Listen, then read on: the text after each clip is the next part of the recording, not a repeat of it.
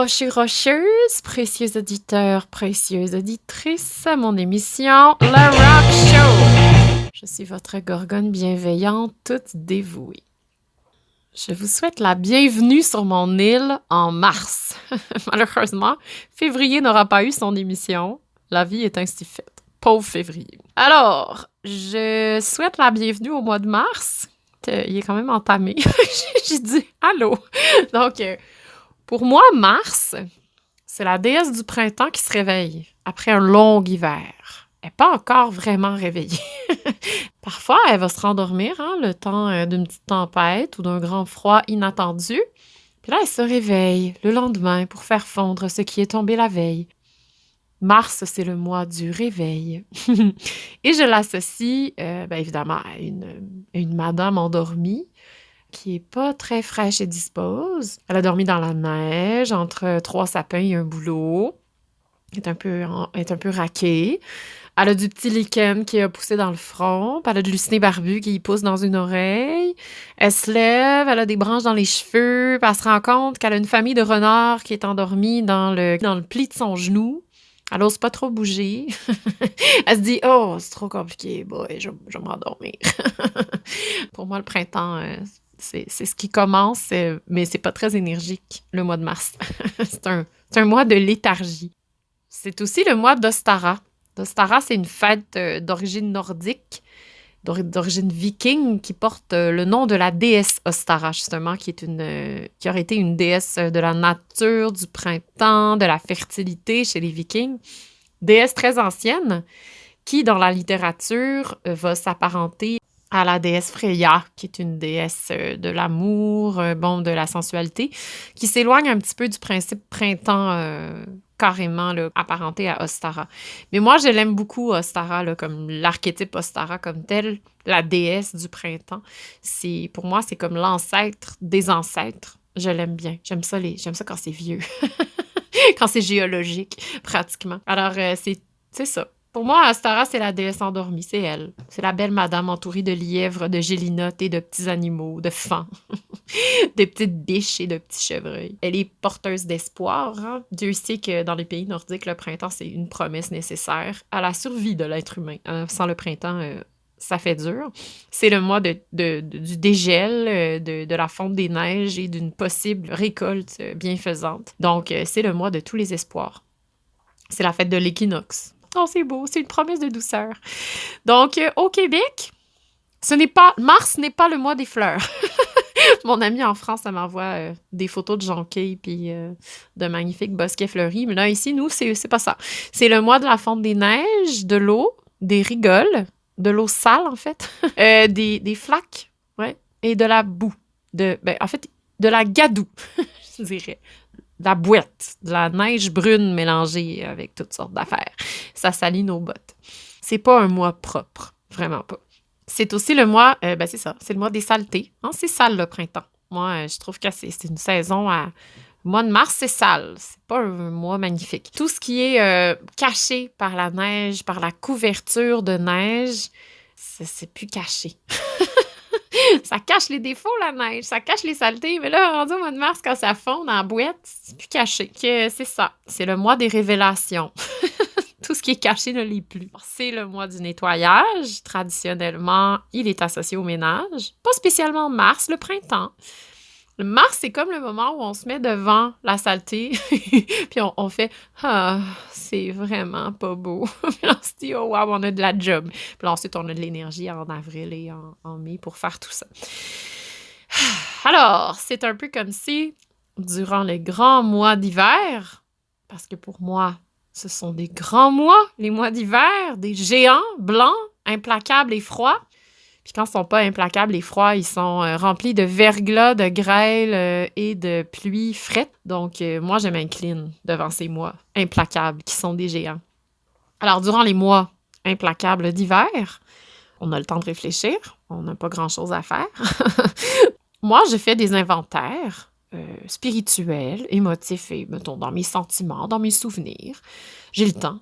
Je voyage dans mon cœur. Et ça laisse des traces. Je voyage dans ma psyché aussi. Donc, ça laisse des débris. Et le printemps, justement, c'est la saison où on nettoie ce qui est plus bon.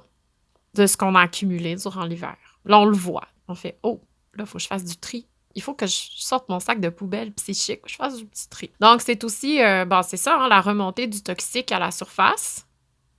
C'est un mois de dépollution. Alors, moi, je dépollue au printemps. On ramasse les cochonneries, psychiques et physiques. Ce mois-ci, je vous parle de la serpentine. La meilleure pierre pour parler de cet état. De poison, de toxicité, de transmutation, de nettoyage, d'alchimie psychique. Rien de moins. Chez moi, le printemps, c'est intense. Les fleurs, ça va venir après. Les fleurs, les lapins, les lièvres et les biches, là, ça va venir plus tard, avril-mai. Je vous promets que ça va être fleuri plus tard.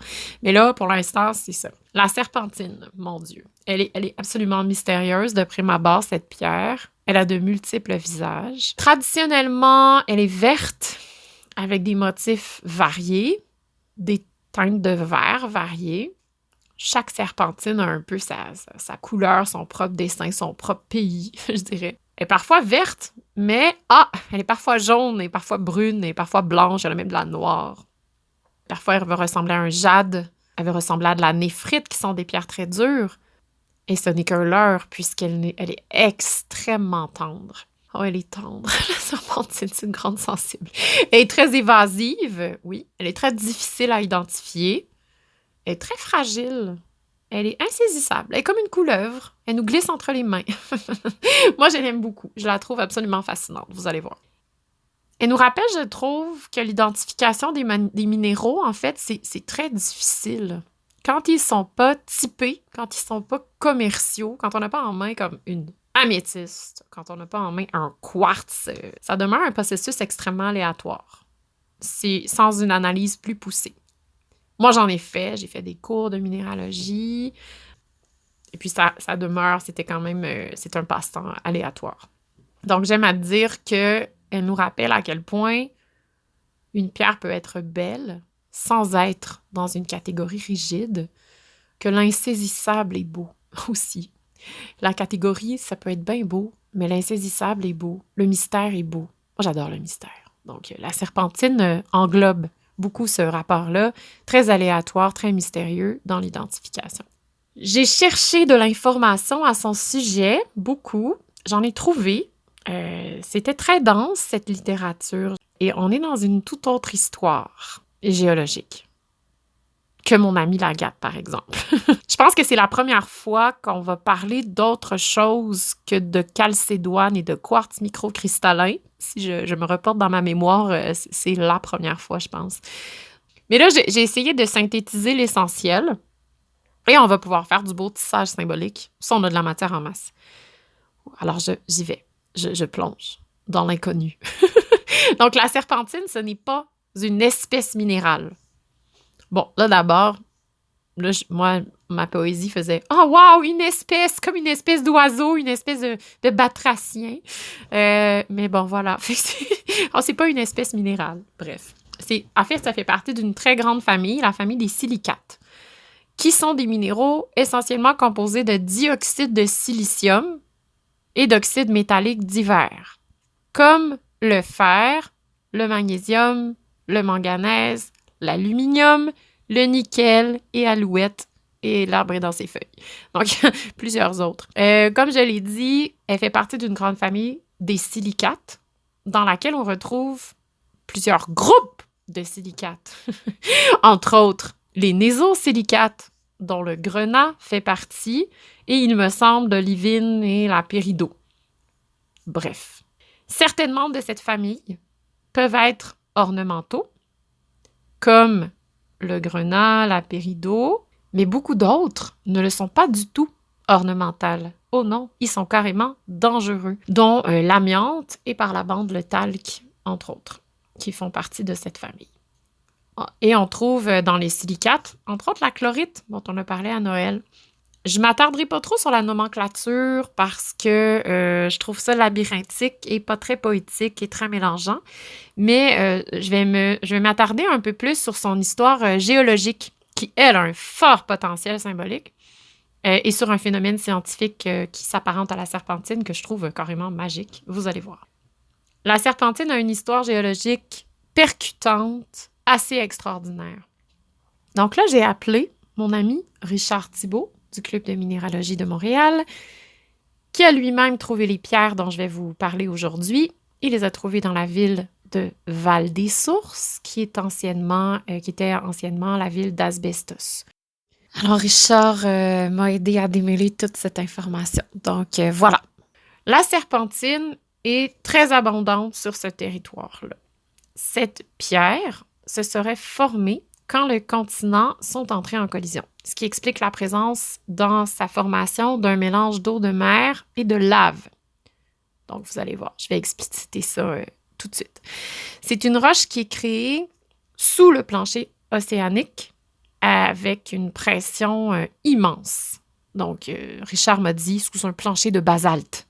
Donc, j'adore le mot basalte. C'est une belle pierre noire, magnifique. Donc, on compterait environ une vingtaine d'espèces de silicates, dont je vous en ai parlé un petit peu, le tacle, l'amiante, je vais vous parler un petit peu de la chrysolite, de la serpentine, du péridot, du grenouille, tout ça, de l'olivine. La serpentine est une roche très, très tendre.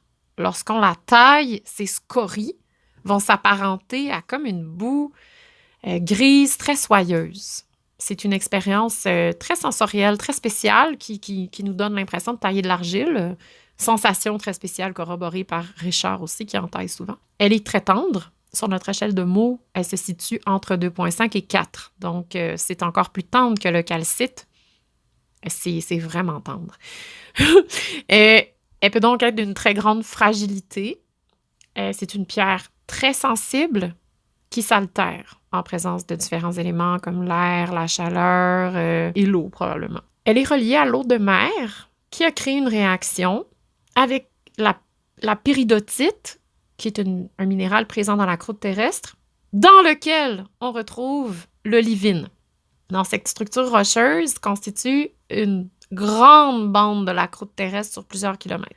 Là, je vais vous lire une phrase très savante, lue dans un article qui est en description en bas. Lorsque l'eau de mer qui pénètre dans la croûte terrestre atteint les péridotites, elle réagit avec l'olivine et avec le pyroxène pour former de la serpentine. Et là, on appelle ce processus-là la serpentinisation. Donc, ce sont des pierres qui se transforment en serpents. Non, c'est pas ça. Donc, non. La serpentinisation, c'est une altération d'un minéral vers un autre minéral. Bon, ça change de forme. Mais à travers un processus, ma foi, colossal. La collision de deux continents qui fait en sorte que l'eau de mer entre sous le plancher océanique. Donc, c'est le choc des titans ici. C'est une pierre de lave et d'eau salée. Mais en fait, c'est pas vrai parce que la composition chimique, je pense, demeure la même. Mais bon, bref, de façon poétique, là, ça change de forme, OK? je trouve que c'est ça. Bon, les miennes, mes serpentines duquel je vous parle aujourd'hui, moi, ça, je trouve ça extraordinaire quand la pierre que j'ai en main a été trouvée par quelqu'un que je connais et qu'elle fait partie du territoire où je marche. Je trouve ça capoté. Je le fais, entre autres, avec les agates du Mont-Lyell, c'était ça. Donc, mon rapport avec elle est comme magnifié parce que je peux trouver écho à cette pierre, à son histoire, mais comme directement sous mes pieds, c'est une pierre qui est proche de moi. Ma serpentine, c'est une serpentine québécoise. Elle vient de Val-des-Sources, d'Asbestos. Elle a été trouvée par mon ami à la sueur de son front et de sa pioche. Donc, c'est juste fabuleux. Donc, moi, je les ai taillées, j'en ai fait 3 sœurs pour l'instant. Je dirais que j'ai du matériel pour en faire peut-être 4 sœurs, là. Mais là, ils sont 3. C'est des triplets. Il y en a une qui habite déjà chez quelqu'un. Puis les 2 autres, elles vivent chez moi, pour l'instant, avant d'être adoptées par d'autres personnes. Donc, les miennes, vous allez voir en photo, l'appareil d'Oli les apparente à beaucoup de choses. À l'écorce d'un melon d'eau, entre autres, mais certainement à la peau d'un serpent. Elles ont aussi, je trouve, de par la façon dont les symboles se sont mis à leur surface, moi, elles peuvent aussi me parler de grenouilles, bien plus de crapauds, je dirais. Mais bref, on parle d'éléments chthoniens ici. Animal chthonien. Infernal, par définition.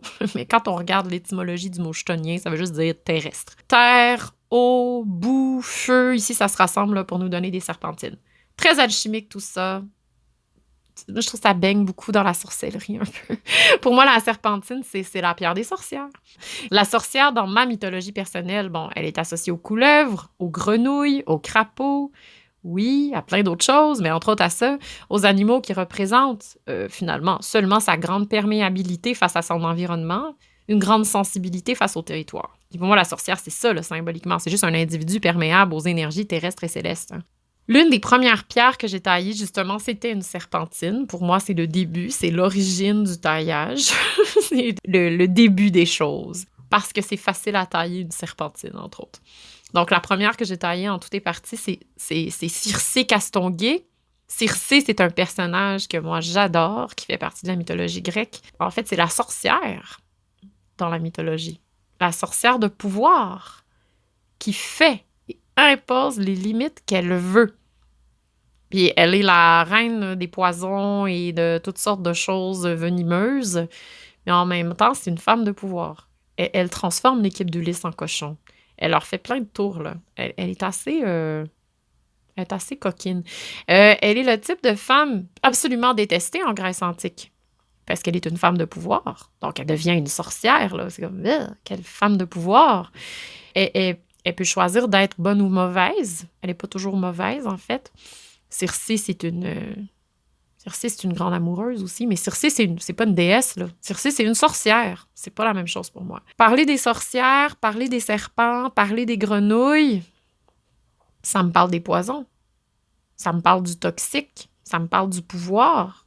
Ça parle aussi de fertilité. Bref, tout ça se mélange. Comme un chaudron là, de sorcière, là, tout ça. Ce qui est bon peut devenir mauvais. Ce qui est mauvais peut devenir bon. Le plomb se change en or ou l'or se change en plomb. C'est une grande dichotomie, tout ça. Cette pauvre serpentine, pour moi, est aussi reliée à l'amiante, pierre terrifiante qui s'apparente à un venin pernicieux sans antidote. L'amiante d'asbestos, c'est une serpentinite, ou c'est une sorte de serpentine qu'on appelle la chrysolite. Elle a un aspect beaucoup plus fibreux, blanc-gris. On peut pas tailler ça, là. C'est vraiment fibreux. On dirait un petit animal.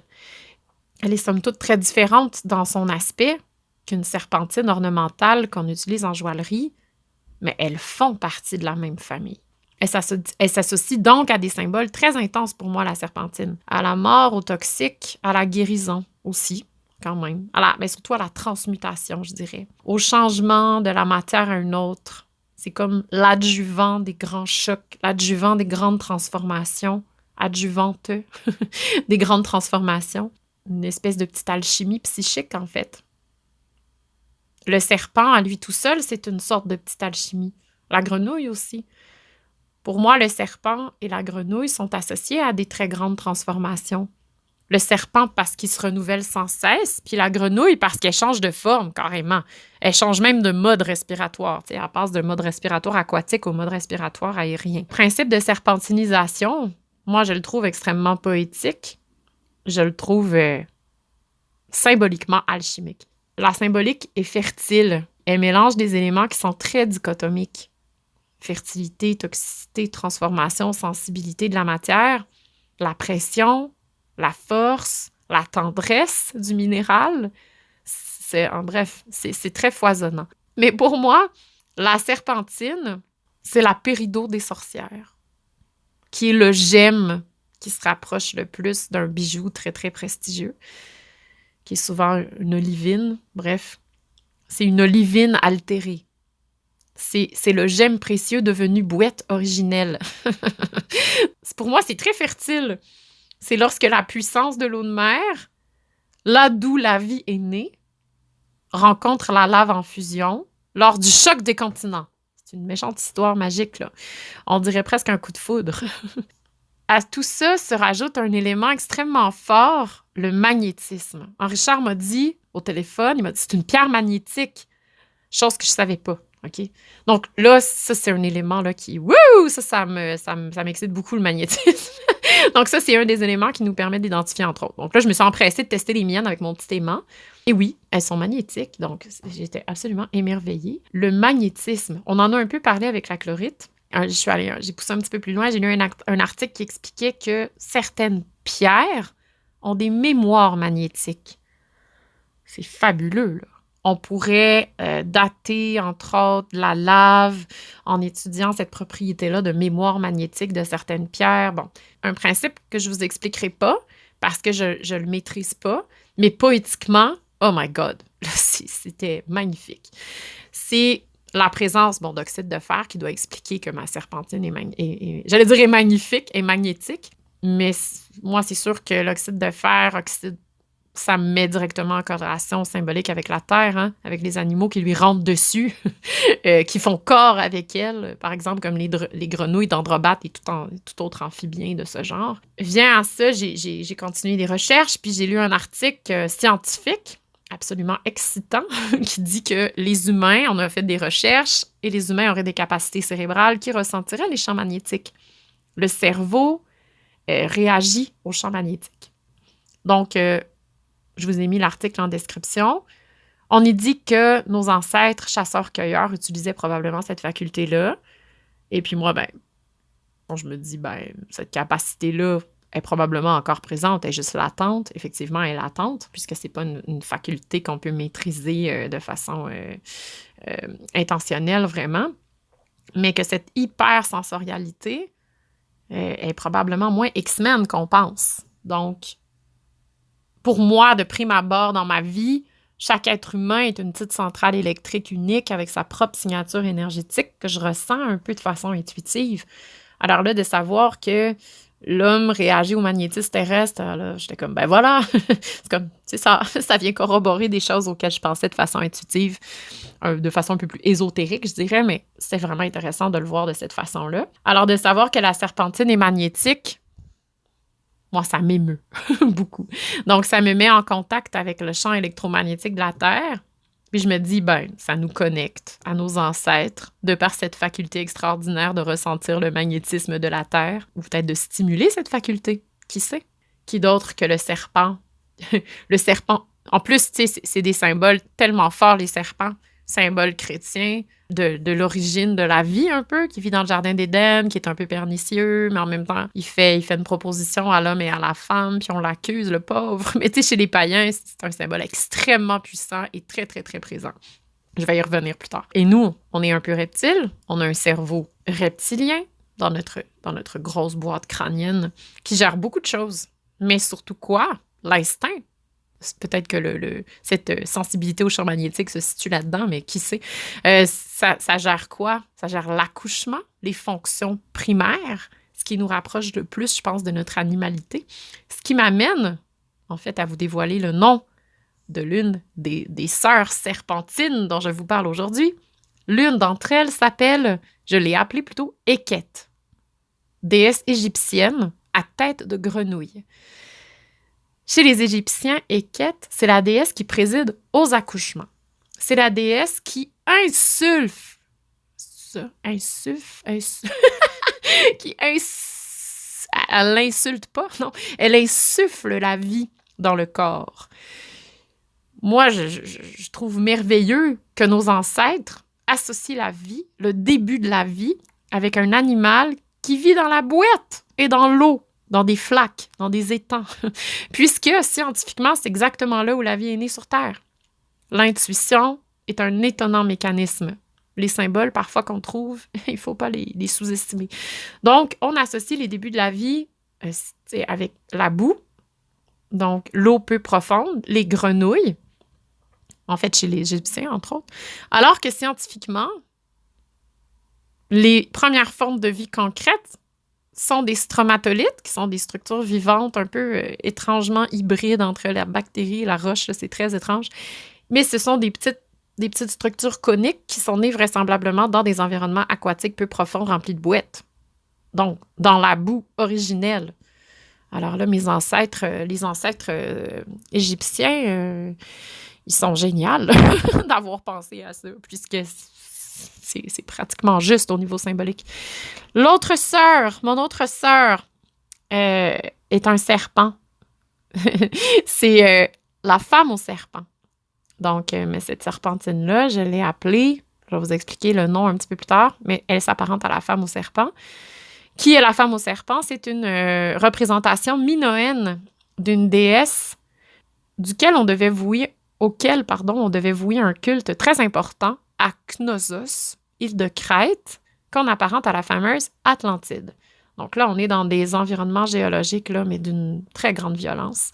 C'est une île qui a disparu, ou en fait, la population a disparu, mais je pense même que l'île a carrément disparu, certaines parties de l'île, suite à des catastrophes écologiques absolument sans précédent, dont l'une est une des plus grosses éruptions volcaniques de l'histoire humaine, l'éruption du volcan Santorin, et qui a été suivie par une succession de tsunamis d'une énorme ampleur. Et donc, c'est des catastrophes écologiques les unes sur les autres dans un court laps de temps qui a suffi à carrément éliminer une civilisation au complet. Une civilisation extrêmement fertile, extrêmement florissante. Donc, on a trouvé des vestiges, beaucoup de représentations de cette femme au serpent, qui est une grande femme, seins nus, avec une belle robe, avec une espèce de coiffe sur laquelle elle a comme un lion assis sur la tête, puis elle tient 2 serpents dans ses mains.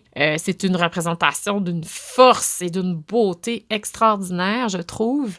Et c'était quelque chose qu'on a retrouvé en grosse quantité, donc probablement, on en a déduit que c'était un culte à une déesse au serpent. Le serpent est comme lui aussi associé aux eaux primordiales, à la terre profonde, comme si nos ancêtres l'associaient beaucoup au début du monde. Donc moi, c'est sûr que ça m'a fait penser à la formation de la serpentine, au début de la vie, à des phénomènes géologiques d'une puissance exceptionnelle. Donc ce peuple-là avait une langue qui n'a pas... en fait, jusqu'à ce jour, il me semble que j'ai pas trouvé qu'on ait déchiffré la langue des Minoens. Donc, c'était des gens quand même assez savants puisqu'ils avaient une langue écrite et tout ça. Et on n'a donc pas trouvé de nom officiel à cette déesse-là. Mais de façon officieuse, sur la toile, dans des milieux un peu plus, mettons, ésotériques, dans plusieurs sources, elle a un nom. Elle s'appelle Azazara. Et je trouvais ça absolument magnifique. Juste par la sonorité de ce nom-là, j'étais comme « wow ». Je trouvais ça magique. Alors, je me suis dit « je vais l'adopter, pourquoi pas ». Donc, je vous présente officiellement Eket et Azazara Castonguay. Bon, le Castonguay, j'ai choisi ça parce que la sonorité avec Circé Castonguay, en fait, je vais appeler toutes les serpentines des Castonguay, finalement, je pense. Voilà. Castonguay, c'était une rime. Je trouvais que c'était beau. Elles ont ce patronyme-là. Donc, ce sont mes 2 sœurs. J'adore les grenouilles depuis mon enfance. J'en étais la fervente protectrice quand mes cousins en attrapaient au chalet. Et j'ai découvert très récemment que j'étais complètement amoureuse des serpents depuis que j'ai endormi un python royal dans mon cou. Donc, c'était une expérience que j'aimerais revivre sans cesse. C'était une expérience extatique. En plus, il s'appelait Khéops. Donc, ça me plongeait carrément chez les Égyptiens avec Eket, la déesse grenouille. Là, j'étais là, ouh, tous les symboles se mélangeaient dans une magnifique bouillie de sorcières. Et quelle puissance que ce serpent, quelle force. Je comprends pourquoi il fascinait autant nos ancêtres parce que moi, j'ai été complètement enchantée par cette bébite dans mon cou.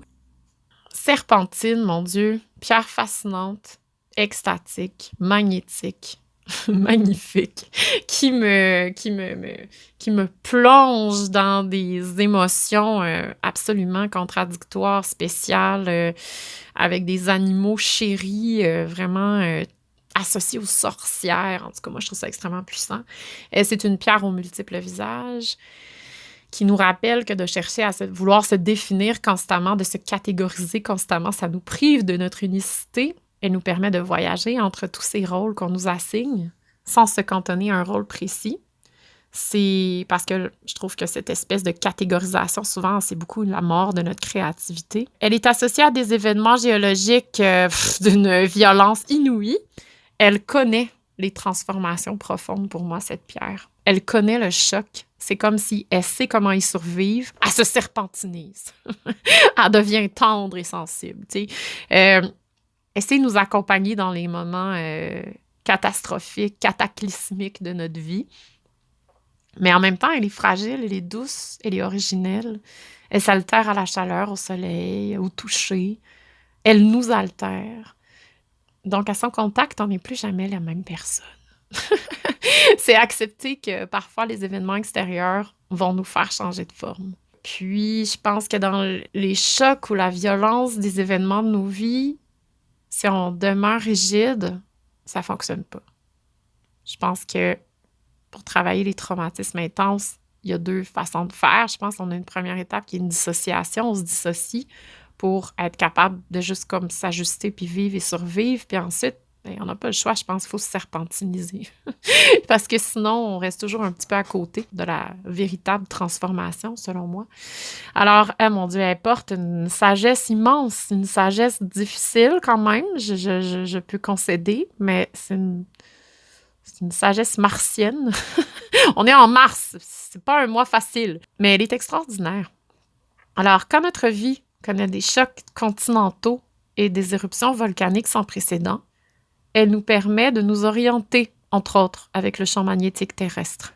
Et peut-être d'attirer à notre vie des choses qui nous sont bénéfiques par le magnétisme, pourquoi pas. De changer de forme pour survivre au cataclysme, de se serpentiniser, donc devenir plus souple, plus tendre, sensible. Écoutez, pour le conte, je vous parle directement du territoire où elle a été cueillie, de Val-des-Sources, d'Asbestos.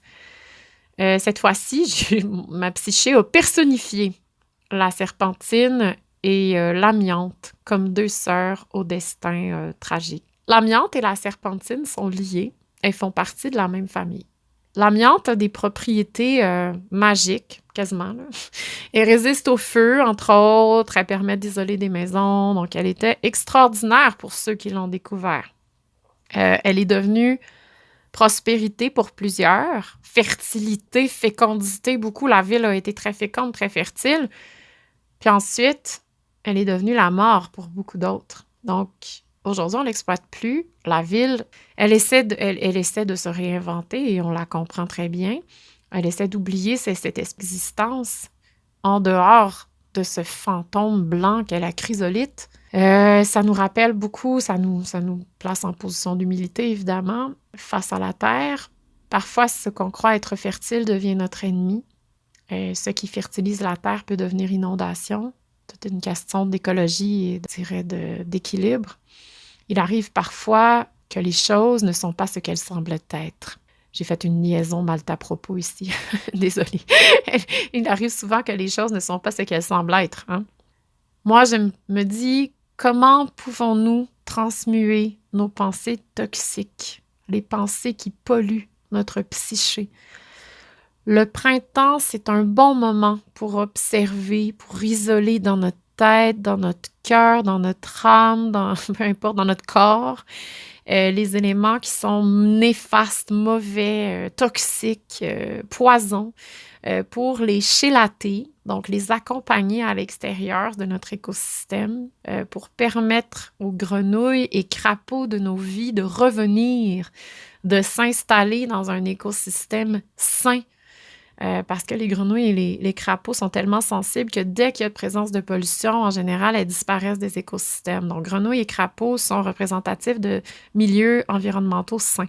De revenir s'installer pour qu'elles puissent revenir manger nos maringouins mentaux, nos petites pensées parasites fatigantes qui servent de nourriture à ces éléments de guérison psychique. Comme une sorcière, il faut savoir quoi faire avec notre pouvoir pour ne pas qu'il pollue notre territoire.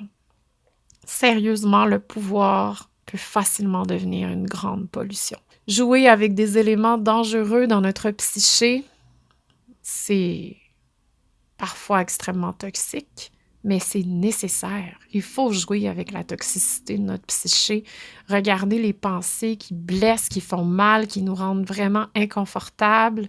C'est nécessaire. Si on s'en occupe pas, ça prend toute la place puis on s'en rend même pas compte.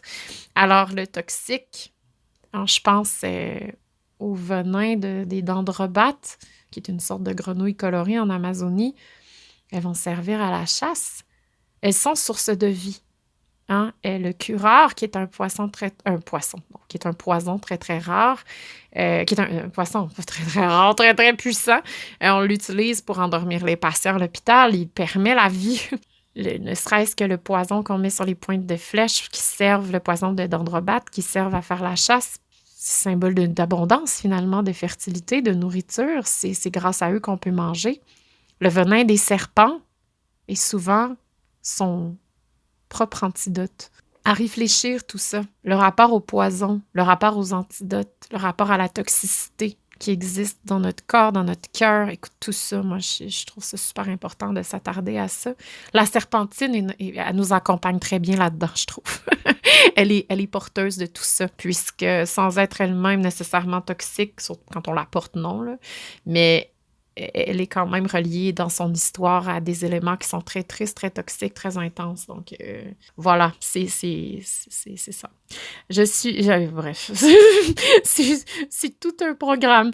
Mais voilà, je trouvais que c'était des choses importantes sur lesquelles il fallait se pencher au mois de mars, mois de la saleté et du nettoyage.